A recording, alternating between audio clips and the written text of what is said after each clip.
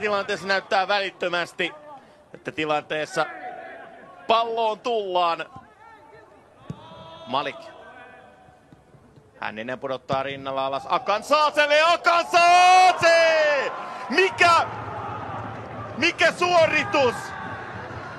Erinomaisesti tunnistaa Akansaase tämän tilanteen. Ja kyllä se vähän pitemmilläkin onnistuu. Sieltä tulee Arttu Ratara. Ratara pääsee maalinteko paikalle. Mikkosen loistava torjunta, mutta kakkospallo tulee herkullisesti Akansaaselle. Ja Emanuel Akansaase pistää pelin 1-0. Ja SJK Akatemia siirtyy 1-0 johtoon. Siinä ei Antto Mikkonen enää yhtään mitään voinut. Kakkospallo tuli niin hyvin Akansaaselle, että ei siinä jäänyt Molarille yhtään mitään sanottaa, vaikka ensimmäinen torjunta olikin mainio.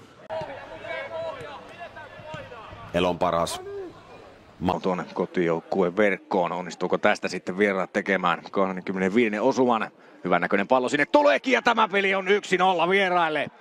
Nyt tulee kylmää vettä sitten oikein ämpärin kaupalla kotijoukkueen ja kotiyleisön niskaan. Ja onko se sitten Akansaase jälleen, joka käy siellä viimeisenä tuikkaamassa pallon verkkoon, vai onko se sitten Tampi? Katsotaan hidastuksesta vielä. Hieno pusku. Ottaako siinä jopa Huhtalan? Hänninen. Akansaase ja etuyvä kulmaan. Akatemia tulee tasoihin lisäajalla.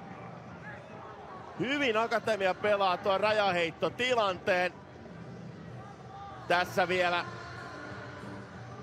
myöhemmin. TP on jo 8 pisteen päähän karannut, niin se on jo iso välimatka tässä vaiheessa kautta.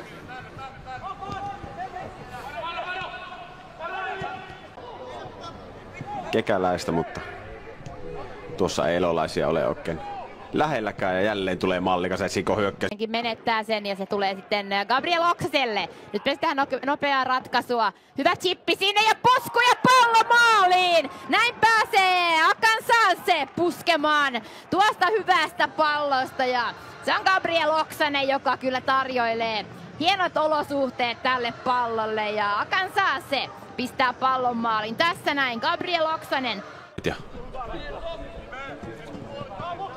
SJK saanut taas peli itselle haltuun. Raiskin keskitys on todella hyvä ja nyt se sitten tulee sinne. Aivan minne pitääkin ja Akansaase ei enää tästä kyllä erehdy. Tuosta näki oikeastaan alusta asti tuosta kun keskitys jalasta lähtee, että tuo tulee kohteen löytämään ja se kohde tietysti kuka muukaan kuin Emmanuel Akansaase.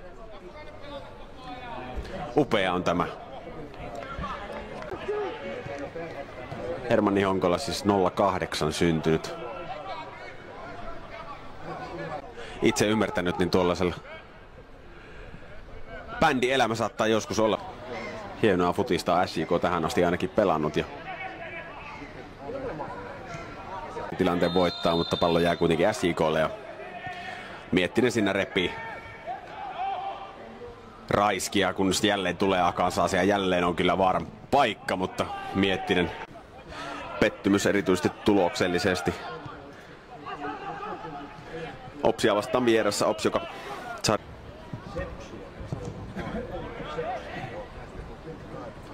pitkällä avauksella haittaa Akansaase ja nyt jää kyllä Lipponen todella pahasti jälkeen. Akansaase kuljettaa itse ja Ferahjan ottaa ensimmäisen game saverin.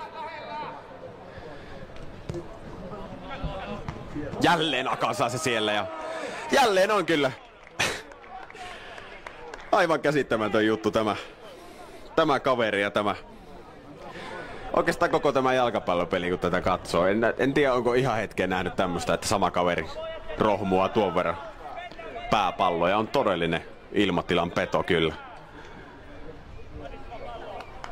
Upea on tämä pusku. Ei ole mikään helpoin pallo, todella matalalta ja aivan ylän.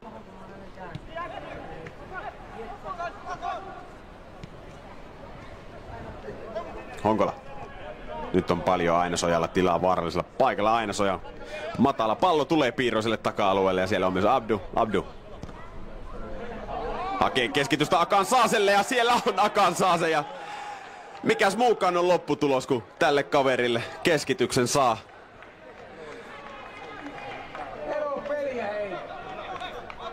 On käsittämätön heppu kyllä, Emmanuel Akansaas. Siinä taitaa kyllä vähän puolustaja saada itseään tuohon väliin, mutta herra jestas mikä ase tämä kaveri oikein on.